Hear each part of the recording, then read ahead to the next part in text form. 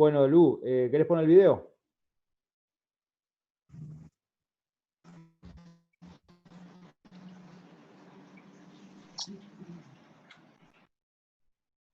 No se escucha, ¿no? Bueno, acompaño con mi voz. Acompaño con mi voz. Ahí pasó el alimento por el estómago. Está el páncreas, que está... Apaguen los micrófonos, por favor, el páncreas, la glucosa que se encuentra con... Ahí está entrando porque la insulina abrió las puertitas para que entre la glucosa a las células. Ahí está la glucosa viajando por la sangre, como habíamos dicho. El estómago, el páncreas, que es este órgano que está atrás del estómago. Microscópicamente se ven estos, llaman islotes de Langerhans, y estos islotes lo que hacen es fabricar la insulina.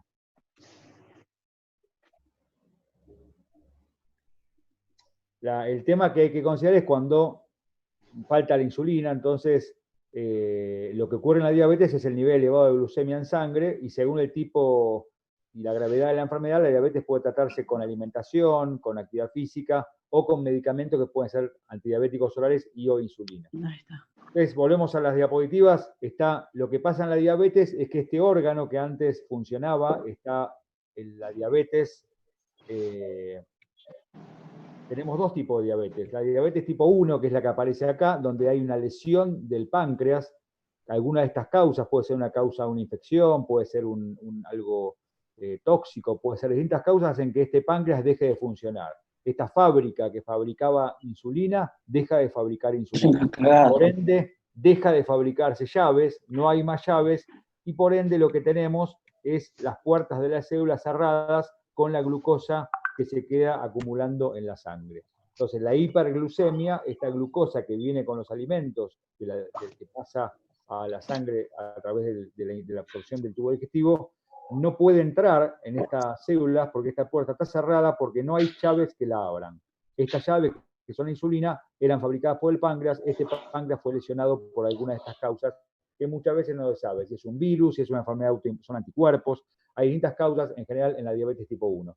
La diabetes tipo 1 tiene una particularidad, es la diabetes de los niños, es la diabetes se llama infanto-juvenil. Y generalmente también hay una parte de diabetes del adulto, que son diabetes tipo 1, que se llaman diabetes tipo LADA, que son diabetes de aparición lenta, que aparecen en la adultez, y tienen una característica que son en general adultos diabéticos flacos. Esa es la diferencia grande entre los diabéticos adultos tipo 1 o LADA y tipo 2. En la diabetes tipo 1, entonces, esta es la causa, se puede manifestar en la niñez, muy pequeñitos, en la adolescencia o en algunos casos en la adultez. Estos pacientes, como no fabrica insulina el páncreas, de inicio deben recibir insulina desde inicio para el tratamiento porque no tienen insulina que produzca el páncreas. Vamos a la diabetes tipo 2. En la diabetes tipo 2 el mecanismo es distinto. Si bien la enfermedad tiene algo similar, que es que la glucosa está elevada, la hiperglucemia, esto es común en las dos, acá lo que verán es que el páncreas fabrica insulina, o sea, fabrica llaves, pero el problema es que la llave no puede abrir la cerradura de la puerta. Hay un problema, hay un problema en la cerradura de la puerta, valga esta explicación, esta metáfora que quiero dar, pero ayuda a comprender realmente cómo es el fenómeno. Hay un problema de resistencia en el picaporte a esta llave. Entonces, decíamos que en este caso, en la diabetes tipo 2, lo que hay es un páncreas que funciona, que fabrica insulina, fabrica llaves, pero hay un problema de resistencia a la insulina. La palabra se llama de insulino-resistencia. Ese es el fenómeno que hay distinto a la diabetes tipo 1. Insisto, el diabético tipo 2 tiene insulina, produce insulina el páncreas, pero esta insulina no funciona correctamente en los receptores. El tema es que de estos deducimos dos cosas. Una, que el problema es que no hay que dar insulina de inicio, sino que hay que bajar la insulinoresistencia. ¿Y cómo bajamos la insulinoresistencia? Sabiendo lo siguiente, cuanto más tejido graso tenemos en el organismo, más células adiposas tenemos, más resistencia a la insulina hay. Por ende, una de las medidas fundamentales para el tratamiento de la diabetes tipo 2 es el descenso del peso. O sea, es que la obesidad la llevemos a valores de peso más cercanos a la normalidad, porque con eso baja la insulinoresistencia y ya el hecho de bajar de peso ya es parte de lograr los objetivos. Recién tuve una videoconsulta con un paciente que me decía, tenía una hemoglobina glicosilada de 7, que vamos a ver que es un valor objetivo que hay que tener. Tenía una hemoglobina glicosilada de 9 del último control. Y él sorprendido me decía, pero doctor, ¿esos análisis son míos? Como estaba muy feliz, pero él sorprendido, ¿estos análisis son míos? Y le digo, sí, mire, son suyos, realmente ha habido un cambio muy notable. Sí, sí, doctor, sabe que tuve que cambiar el cinturón, me dice, tuve que cambiar el cinturón porque bajé de peso y la ropa me queda grande. Eso habla de que bajó el perímetro abdominal, bajó el tejido graso, bajó la insulinoresistencia por orden de la insulina que fabrica el páncreas, entonces la glucemia tiende a bajar. Hay alguien que tiene un perro que tiene el micrófono prendido, no sé quién es, pero digo porque se escucha acá en el resto. Bueno, entonces la insulinoresistencia, y como ven a la derecha, hay una persona, una mujer, que muestra un centímetro que está mostrando la obesidad. Eso habla, entonces, el diabetes tipo 2 en general. Yo quiero en esto hacer una reflexión que tiene que ver con el aprendizaje. Cuando uno aprende cosas, uno primero que aprende son ideas, conceptos, que muchas veces tiene que apelar a la memoria para aprenderlas. Por ejemplo, ¿cuál es el valor normal de glucemia en ayunas? 70, 130. ¿Cuál es el valor normal de la glucemia 2 horas después de comer? Menor a 180.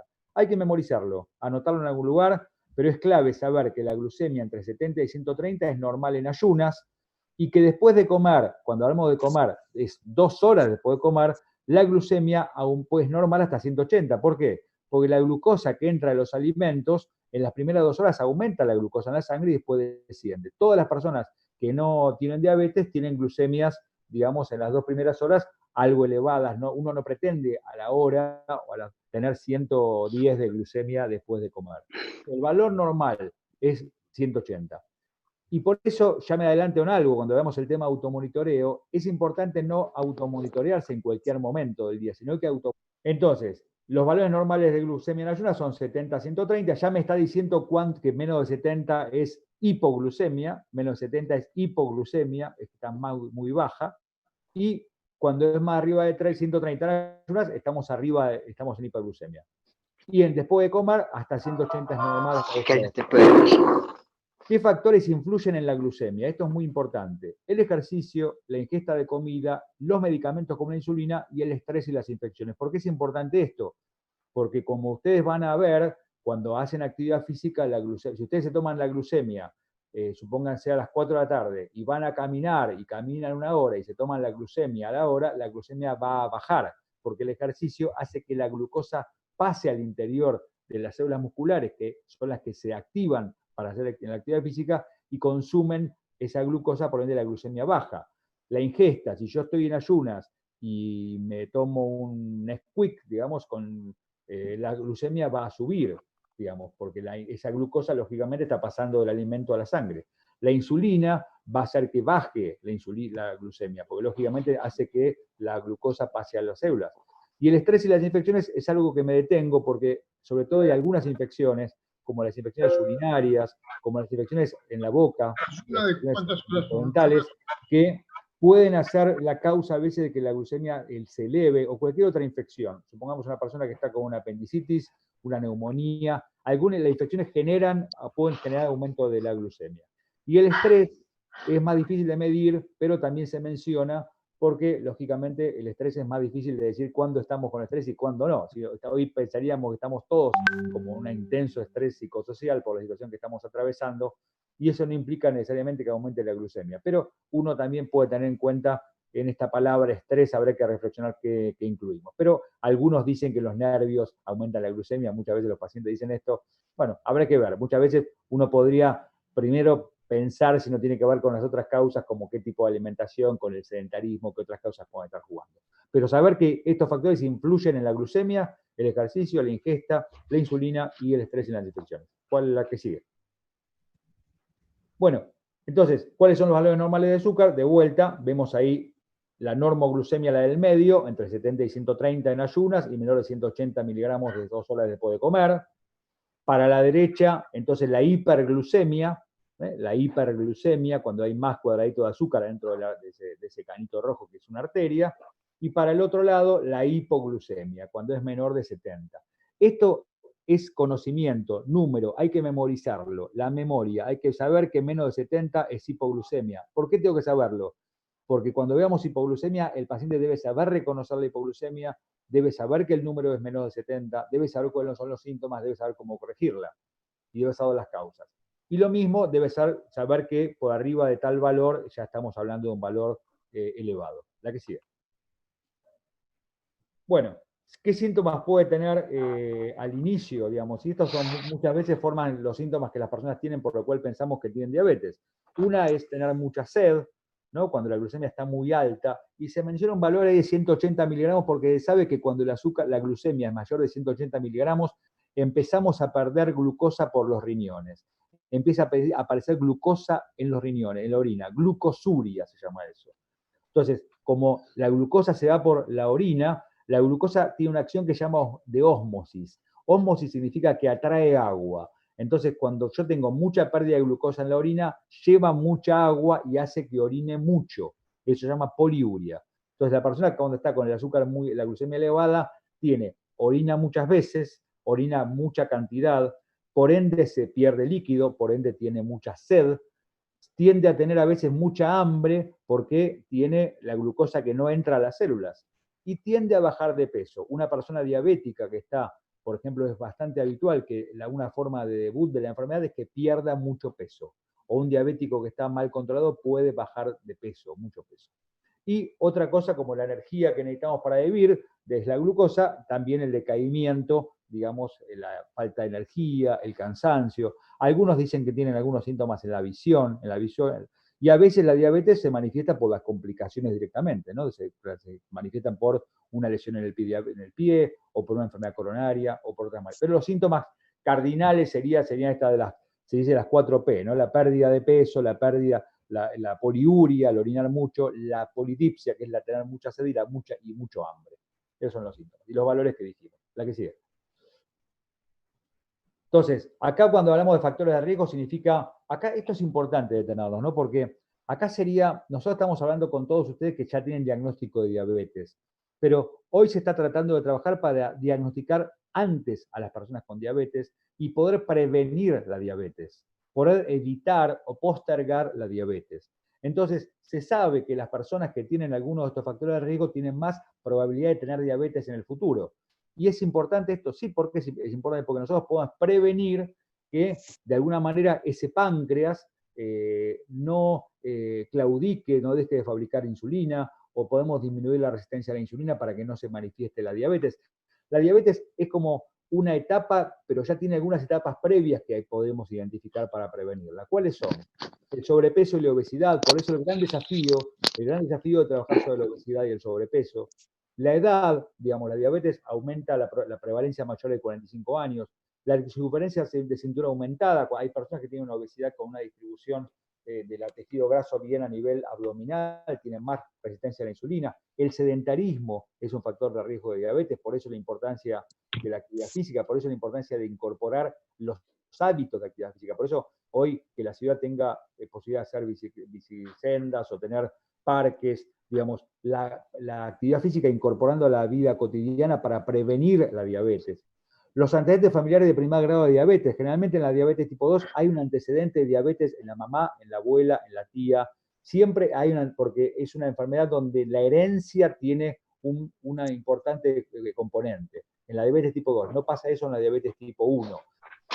Haber tenido hijos, bebés con más de 4 kilos, una mujer que tuvo chicos recién nacidos mayor de 4 kilos, o perdió embarazos en forma espontánea, digamos, o tuvo chicos prematuros, digamos, estas son condiciones, puede haber tenido lo que se llama una diabetes gestacional. La diabetes gestacional es una diabetes que ocurre en el embarazo y después se resuelve, desaparece, se normaliza. Yo les decía antes que hay una cuestión que estamos trabajando acá, que son los conocimientos, las ideas, los conceptos. Uno es qué es la glucemia, cuál es el valor de glucemia normal, lo dijimos antes, hasta 130 en ayunas, hasta 180 a 2 horas después de comer. Y otra palabra que es la palabra que vamos a memorizar, se llama hemoglobina glicosilada. La hemoglobina es una proteína que tenemos en los glóbulos rojos, es como un camioncito, para dar una imagen, que va cargándose de azúcar según la cantidad de glucemia que tenemos en la sangre.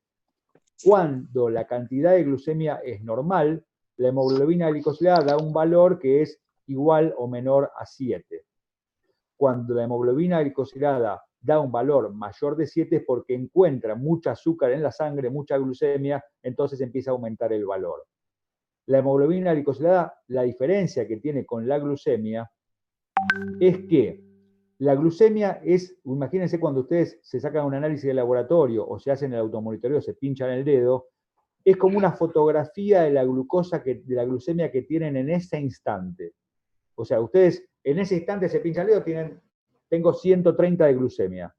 La hemoglobina glicosilada es un valor que lo que nos dice es un promedio de la glucemia de los últimos 90 días en las 24 horas del día. Voy de vuelta.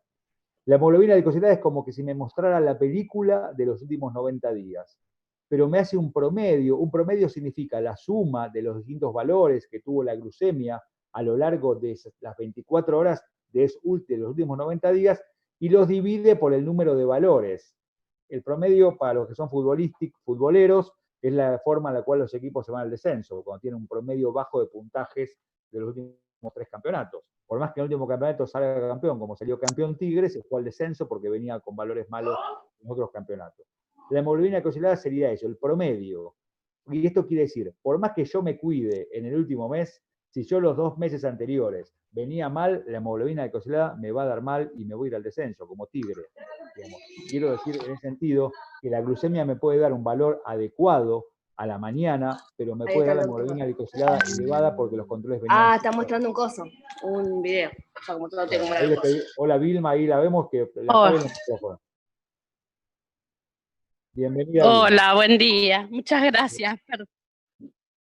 Ahí está, buen día. Una alegría, Mi micrófono Vilma. está apagado. Bueno. Tiene que apagarlo en el... Ahí está, ahí está. Ahí está. Bueno, entonces, insisto, hemoglobina glicosilada. En esto van a escuchar ustedes canciones que hemos hecho, porque en los últimos encuentros tenemos talleres con música.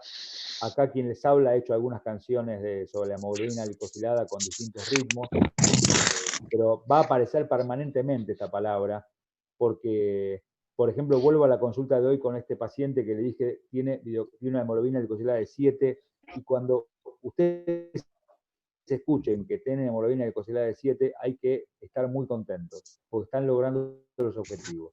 Y si la hemoglobina glicosilada está en 13 o en 12, está hablando de que estamos con control sin adecuado, ¿no? Así que esta palabra es clave porque esto, insisto, es un análisis que se hace por lo menos cada 3 meses. Ya, no hay que hacerlo porque lo que mide son las glucemias de los últimos 90 días. Cuando veamos el tema de automonitoreo glucémico y veamos el tema de las aplicaciones, seguramente Sebastián va a compartir la aplicación Social Diab, que es una aplicación telefónica que van a aprender, que ya Sebastián se ha convertido en experto y que lo que les mide es la hemoglobina glicosilada a partir de los controles de automonitoreo que se hacen. Bueno, y acá me parece que esto es un gráfico que también queremos transmitir para que, no sé, si lo pueden imprimir o algo y ponerlo en la heladera, me parece que es como para tenerlo presente, digamos, permanentemente, porque, a ver, esto habla de los pilares del tratamiento de la diabetes, ¿no? Cuando uno habla de los pilares del tratamiento, siempre pilar a mí me hace acordar una mesa que tiene varias patas, que si no están todas las patas, la mesa se cae. Entonces, pensar que la medicación es un pilar. La medicación puede ser pastillas, antidiabéticos orales o puede ser insulina. Pero están los otros pilares, que son la alimentación y la actividad física. Ahí está ese dibujo de bicicleta hecho en base a tomate y a verdura, está formidable ese dibujo, porque combina las dos cosas, combina la alimentación y la actividad física. El automonitoreo glucémico, que veremos, insisto, y esto vamos a trabajar bien en qué caso se da, cuánto es el automonitoreo en personas que usan insulina, que no usan insulina. La educación, que es lo que estamos haciendo ahora con este formato de comunicación. Por eso hacemos este esfuerzo cada uno de nosotros, ustedes y nosotros, porque nos parece que tenemos que, si no hacemos este componente de educación, no estamos abordando uno de los componentes fundamentales, uno de los pilares del tratamiento. Y nosotros agregamos ahí otro nuevo, que es la participación en grupo de pares. La experiencia de estos años nos ha demostrado que las personas que participan en los talleres y se agrupan y se juntan y hacen lo que están haciendo, por ejemplo, ustedes ahora, que alguien de ustedes le esté explicando cómo usar el Zoom a otra persona, que alguien esté pendiente de si una persona entró o no a la reunión. Estos son excelentes metáforas de vínculos. de vínculo, significa que hay otro que está pendiente de mí, hay otro que está atento a si me vacunaron, hay otro que está atento si tengo comida, hay otro que está atento si puedo retirar los medicamentos, hay otro que está atento, digamos, y esto es un aspecto fundamental, tan importante como la insulina, tan importante como la insulina o tan importante como el automonitoreo. Y me detengo en esto porque a nosotros nos parece que, y por eso con Lucía y con los dulces de la paternal que estamos trabajando, y hacemos nos parece tan importante hacer este espacio de este taller de esta forma, porque si solamente pensaríamos que el tratamiento es la medicación, alcanzaría con que las personas vengan a buscar los medicamentos a la farmacia. Pero por supuesto tenemos que decirles esto, el medicamento es una parte del tratamiento, es una parte, no reemplaza a la actividad física, no reemplaza a la alimentación, no reemplaza a la educación. El medicamento, por eso ustedes van a encontrarse conmigo que más de una vez yo no hago recetas sin ver a los pacientes, porque puede pasar que haya pacientes que repitan recetas por meses y nadie nunca les haya pedido una hemoglobina glicosilada, nunca habíamos visto el fondo de ojo, nunca le revisaron los pies, nunca, eso es perder medicamento, que sería lo menos grave, pero también tenemos que ser responsables socialmente porque los medicamentos salen dinero y le salen dinero a todos los ciudadanos. Es mal usar las tiras reactivas, que solamente los invito a que vayan a la farmacia a preguntar cuánto sale el costo de una tira reactiva o una frasco de insulina. Entonces tenemos que ser responsables en el cuidado de estos recursos. Entonces, es una parte, pero esto no reemplaza a los otros aspectos, no los reemplaza. ¿Está bien? Así que por eso la educación nos parece fundamental, la alimentación, la actividad física, el desafío de hacer la actividad física en cuarentena. Por eso esta cuestión de también estar trabajando con aplicaciones que puedan hacer en casa, caminar, ingeniárselas, porque sabemos que tenemos una seria limitación de uno de los pilares del tratamiento con el tema de la actividad física limitada en la cuarentena.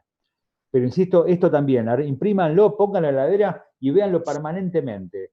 El medicamento es una parte, el automonitoreo es una parte. La educación implica esto, conocer, aprender conocimiento, aprender destrezas, ser solidario con los otros, participar en los grupos. Esto es importantísimo. Y más pensando que, como decíamos antes, la diabetes le pasa a las personas que le pasan cosas. Entonces, a veces tiene que ver con nuestro estado de ánimo, tiene que ver con si tenemos trabajo, tiene que ver con nuestros afectos, y que depende cómo está nuestro estado de ánimo, también tenemos voluntad y ganas de cuidarnos en la alimentación, de renunciar al hábito de fumar, de tomar la pastilla, de pincharnos. Son todos esfuerzos que hay que hacer, pero nosotros queremos trabajar para que estos esfuerzos ustedes los encuentren en un sentido, que sea el sentido de vivir, de sentirse mejor cada día, de poder trabajar, de poder llevar adelante sus proyectos de vida, para cuidar a sus familias, para sentirse felices. Para eso es el sentido. Ustedes tienen que encontrar sentido para hacer estos cuidados. Y de alguna manera esto los ubica en un lugar, Graciela a veces dice enfermos sanos, creo que era la frase que decía, o enfermos saludables, porque en realidad también significa correrlos del lugar de la enfermedad, correrlos del lugar de la discapacidad, correrlos de ese lugar tenebroso, oscuro, triste, que nos hace sentir que tenemos menos vida. La verdad, yo siempre me acuerdo, y les doy este ejemplo, hay que investigar en la historia de la civilización todas las personas que desarrollaron, tenistas, presidentes, distintas personas que llevaban adelante su vida, su proyecto de vida, y tenían diabetes, digamos. Entonces, por eso también yo a veces me resisto, a veces cuando alguna persona con diabetes me pide un certificado de discapacidad, y yo digo, me parece que en este punto hay que tratar de trabajar para no ser discapacitado, sino al contrario, ser capacitado.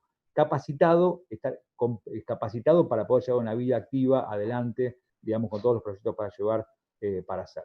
Así que esos son los pilares del tratamiento. Creo que es la última, Lu, o queda alguna más. La consigna que habíamos pedido, me quedé pensando, era, porque la otra vez habíamos hablado del contrato, que ya lo envió Lucía, estábamos hablando de cuáles eran los derechos y obligaciones que aparecían en todo contrato, ¿no? Que hay. Y este contrato, sea cuáles sean las responsabilidades o las obligaciones de los que proveemos la atención de la salud, en el sentido como trabajadores de la salud de una institución pública, del Ministerio de Salud, tenemos nosotros comprometernos dentro de la posibilidad de garantizar el acceso a los turnos, a los medicamentos, etcétera, etcétera. Entonces, la consigna era para que piensen y se queden reflexionando cuáles son las responsabilidades del paciente con diabetes, cuáles son las responsabilidades de la persona con diabetes. pero no en términos de culpa, en términos de obligación, no, en términos de decir, bueno, a ver, ¿qué tengo que hacer yo? ¿Cuáles son las responsabilidades en este contrato? Por ejemplo, se me ocurría una, bueno, si tengo un turno programado, es cumplir el turno programado. Por ejemplo, no sé, tengo una responsabilidad de vacunarme, es una responsabilidad. Entonces, la consigna que queremos invitar a que hagan, y por ahí para que la escriban, y en todo caso sería como que al final de los talleres podemos hacer la parte del contrato, escribir entre todos ustedes cuáles serían las partes que ustedes se comprometen, que les parece que un paciente tiene que comprometerse, digamos, para lograr los resultados que buscamos. Porque de eso se trata, de lograr cuáles son los resultados. Los resultados son evitar las complicaciones crónicas y llevar una vida activa y saludable y autónoma, y una vida feliz. Entonces, ¿cuáles son las partes que son irreemplazables, insustituibles? Las tiene que hacer uno, digamos, no las hace el médico, no las hace el nutricionista, no las hace otro, las hace uno, digamos. ¿Cuáles son? Pero, insisto, desde una cuestión, yo diría, de autocuidado, por ahí no es solamente uno, es uno y la familia, digamos, uno y los amigos. O sea, ¿qué recursos tiene uno en su alrededor para poder cumplir ese contrato que tiene ese objetivo? Bueno, ¿ya se corta? ¿Ya quieren cortar y dar de vuelta? Quedan muy poquitos minutos. Bueno, ¿querés contar, Lucía, 3 minutos la consigna para la parte que viene? No se vayan, que queda una partida más, una parte de juego. ¿Cómo va a ser lo que viene? Una parte muy cortita, paren que me pongo video. Ahí está. Es un verdadero y falso para repasar lo que vieron con el doctor. La idea es que tengan algo rojo y algo verde. Yo tengo 2 latas. Porque voy a ir diciendo unos enunciados que pueden ser verdaderos o falsos. Si es verdadero, tienen que levantar el objeto verde. Si es falso, el rojo. Pueden decirlo también, pero como hay a veces problemas con el sonido, todos gritando a la vez, no voy a entender nada. Bueno, ¿Sí? entonces les proponemos lo siguiente, son 12:35. Hacemos 5 minutos de parate, digamos, van al baño, si quieren ir al baño, buscan algo rojo y uno verde, si encuentran, y se conectan, y en 5 minutos estamos de vuelta conectados.